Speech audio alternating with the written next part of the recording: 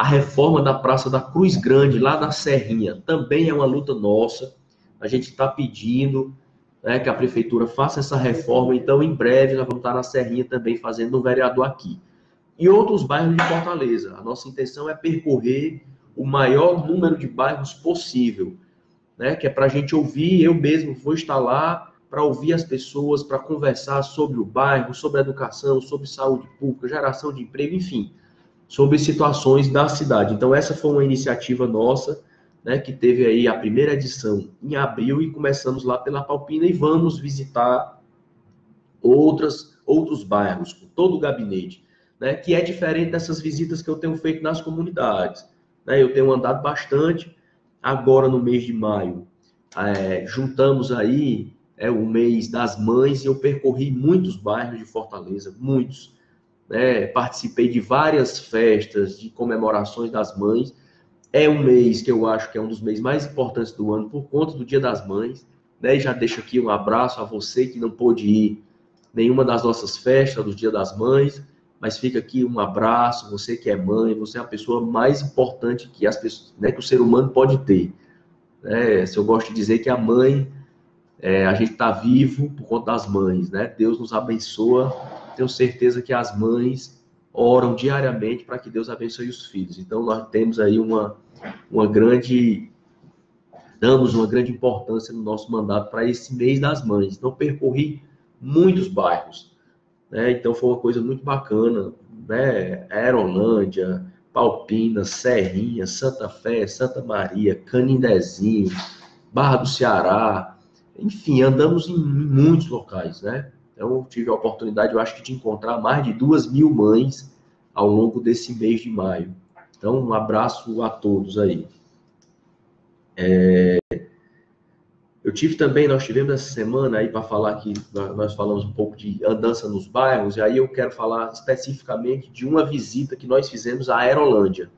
Essa semana, eu fui contactado pela equipe do governador Camilo Santana, para a gente fazer uma visita lá no polo de lazer da Aerolândia, que fica ali na Avenida Raul Barbosa, né, que fica perto do batalhão da polícia, do GPM. Né, foi para a gente olhar, enfim, nós estivemos lá, você pode acompanhar e procurar essa publicação nas nossas redes sociais. A gente foi lá para tratar sobre a ordem de serviço da reforma do polo de lazer, que vai conter uma areninha.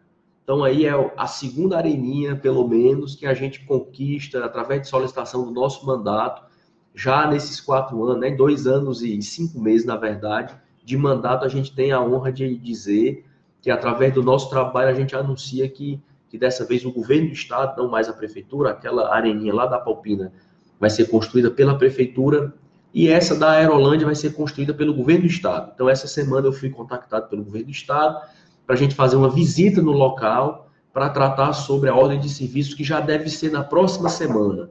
Então, entre quinta ou sexta-feira, o governador deve ir ao polo de lazer e assinar a ordem de serviço da Areninha. Então, uma conquista grande para toda a Aerolândia, que vai poder usar um equipamento bacana, importante, com iluminação, grama sintética, lá onde já hoje tem o campo. Então, a todos aí os interessados que já utilizam o campo lá, né, os times de futebol que utilizam o campo vão poder contar até o final do ano com a areninha, com toda a estrutura, iluminação, gramado sintético, alambrado, enfim, além de toda a reforma do polo, que vai ter parquinho para criança, academia para o idoso, né, vai ter uma reforma do lugar do skate lá, da pista de skate. Então, vai ser uma grande obra que o governo do estado vai fazer para a grande Aerolândia. Então, mais uma conquista aí, depois de muitas lutas, depois de muitas idas e vindas, né? Agradecer também o pessoal da associação, que tem nos dado um apoio grande, a Associação dos Moradores da Aerolândia, nesse quesito, né? Nessa luta. Então, fica aí o anúncio dessa obra importante, que eu acredito que já na próxima semana o governador vai lá, pessoalmente, dar essa ordem de serviço. Quando a gente tiver o dia exato, nós vamos divulgar também nas nossas redes sociais. Eu queria muito que você, que mora na Aerolândia, que é envolvido com futebol, enfim, que vai utilizar aquele espaço, vá lá para conferir o que o governador tem a anunciar, tá certo? Pessoal, esse mês, né, nós fizemos alguns pronunciamentos na tribuna, e aí eu queria falar rapidamente aqui. Nós voltamos a criticar a reforma da Previdência, tá certo? Do jeito que ela tá, eu já falei aqui outras vezes, não quero ser repetitivo, mas é uma reforma que penaliza os mais pobres. Estão criando um discurso contrário, dizendo que é importante, que senão o Brasil não vai sair da crise, né? Eu não acredito nisso. Acho que mesmo se aprovarem a reforma da Previdência como está, a crise vai continuar. Por quê? Porque, na verdade, o dinheiro do Brasil, o dinheiro que o governo federal arrecada, metade desse dinheiro vai para os bancos. Então, enquanto não mexer nesse dinheiro para os bancos, vai faltar dinheiro para as outras coisas. E aí nós só vamos gerar emprego, renda e fazer a economia do Brasil crescer com investimento público. E só vai ter investimento público se o governo sentar à mesa e renegociar a dívida com esses bancos, com os banqueiros. Então, fica muito claro aí de entender, né? Quem constrói o discurso que a Previdência é a bala de prata que vai matar os problemas do Brasil, não está sendo verdadeiro, tá certo? E aí, se você acha que eu posso estar exagerando, você vai lá no site da Receita Federal, né, do governo federal, e veja o orçamento. Você vai descobrir que quase 50% de tudo que o governo federal arrecada vai para os bancos. Então, enquanto tiver essa sangria desatada desse dinheiro correr para os bancos e não ir para toda a população, nós vamos sofrer, como já sofremos, não é de agora não. É de pelo menos 20 anos aí depois da redemocratização. Então, nós falamos de novo sobre isso. Né? Mas tem alguns outros assuntos. Nós falamos também, inclusive fizemos uma enquete nas nossas redes sociais, acerca da liberação das bebidas alcoólicas nos estádios. É um tema muito polêmico, alguns são favoráveis, outros são contrários. A Assembleia Legislativa aprovou uma lei que permite a liberação de bebida alcoólica no Castelão, mas a gente tem outros estádios em Fortaleza que são de responsabilidade do município, como, por exemplo, o Presidente Vargas, né, o PV.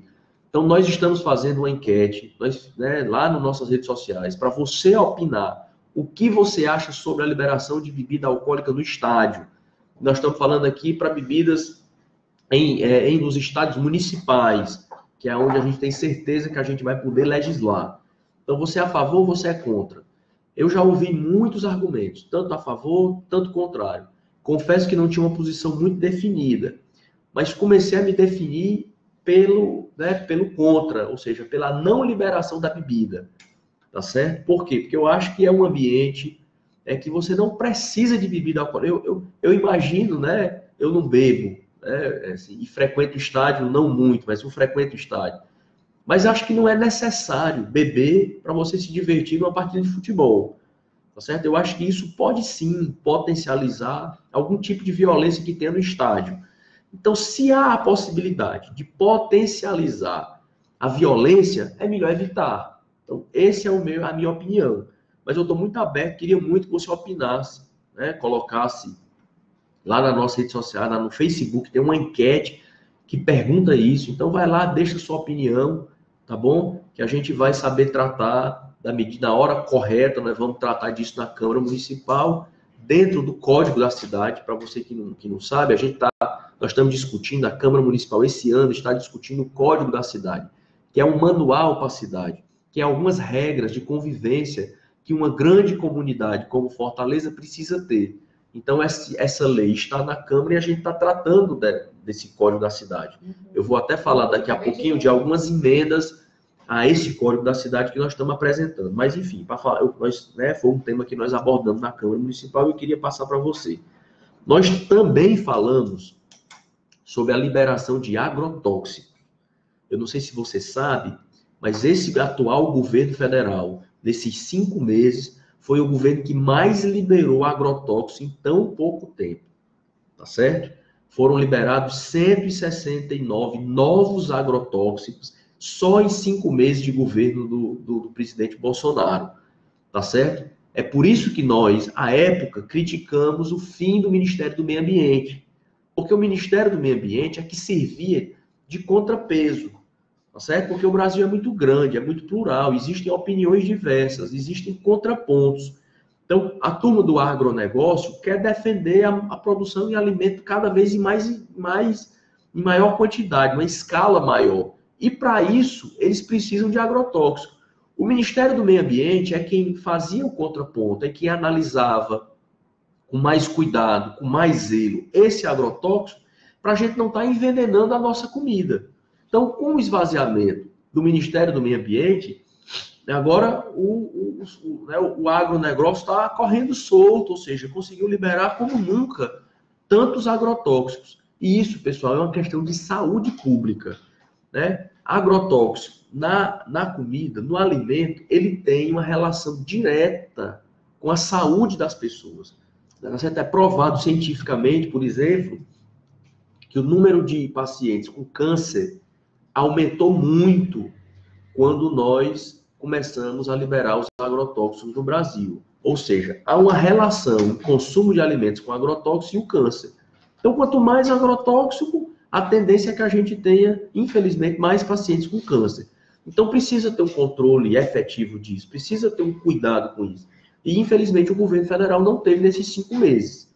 Tá certo? Nós falamos sobre isso na tribuna da Câmara Municipal, colocamos claramente que somos contrários a essa liberação desenfreada de agrotóxicos. Tá certo? Se você achar que eu estou exagerando, vai lá no YouTube, procura matérias sobre isso.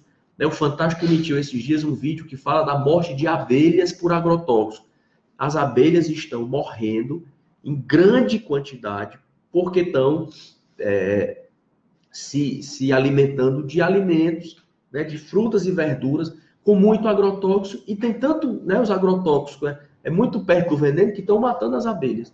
E as abelhas têm um papel importante na polinização da agricultura. Então, nós estamos criando um problema sério do meio ambiente. Então, nós precisamos cuidar disso, tá certo? Nós precisamos falar sobre isso e precisamos entender sobre isso. Então, você, se puder, vai lá um tempinho, procura no YouTube. Muito obrigado aqui. Como eu disse, eu estou um pouco gripado, então eu vou ficar só coçando o nariz, tá bom? A Marta Maria perguntou se você estava gripado. Eu estou muito gripado, tá certo? Então, eu vim para cá, como eu disse, que eu não podia falhar com vocês, não. Tem outro assunto que nós falamos, que foi um assunto nacional, que foi sobre os cortes da educação. Pessoal, aqui eu não quero fazer uma crítica desenfreada ao governo federal, não. Tá certo? O governo assumiu agora por 5 meses. Eu acho que o novo governo tem muita boa intenção de acertar. Pegou o Brasil numa situação muito difícil. Né? O Brasil vem numa crise econômica, política, fiscal, de anos. Né? Nós temos problema da educação, na saúde, que são problemas históricos. Então, eu não quero aqui jogar a culpa do problema da educação pública no atual governo. Mas cortar mais dinheiro da educação não é o caminho, tá certo? E isso, na minha posição, é muito clara. Existem posições e posições de governos, e a gente tem que ter sempre o filtro.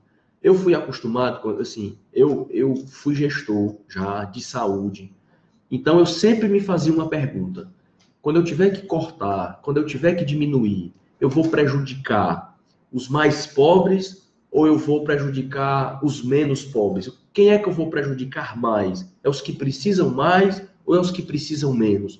Porque no serviço público, os mais pobres dependem.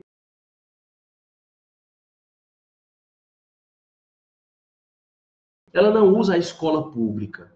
Então, quando a gente, ou os grandes, né, os ricos, os poderosos do Brasil, não usam a escola pública. Muitas vezes os filhos nem estudam no Brasil. Então, toda vida que você corta dinheiro para a educação e para a saúde, você está piorando a vida dos mais pobres, que são os que precisam